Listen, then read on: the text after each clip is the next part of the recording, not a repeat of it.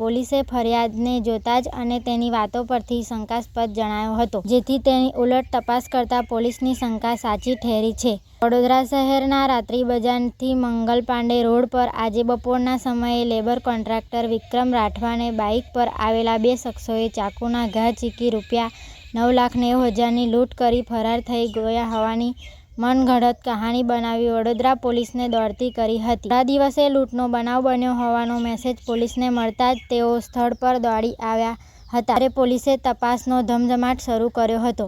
પોલીસે બનાવ સ્થળ આસપાસ લોકોને પૂછપરછ કરતા આ પ્રકારનો કોઈ કિસ્સો બન્યો હોવાનું ધ્યાને આવ્યું ન હોવાનું જણાવ્યું હતું.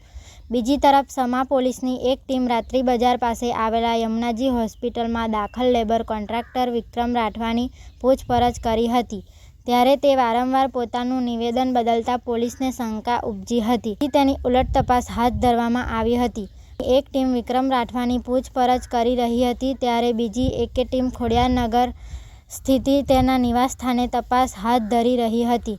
તપાસ દરમિયાન તેના ઘરમાંથી પોલીસને ₹9,90,000ની રોકડ રકમ મળી આવી હતી, જેથી આ રોકડ રકમ અંગે વિક્રમની પૂછતાછ કરતા તેને વટાણા વેરી દેતા લૂંટનું ખોટું તરકટ રચ્યું હોવાની કબૂલાત કરી હતી. તેને લાખો રૂપિયાનું દેવું થઈ જતા લૂંટનું તરકટ રચ્યું હોવાનું સમા પોલીસના ઇન્સ્પેક્ટર મનીષ રાઠોડે જણાવ્યું હતું.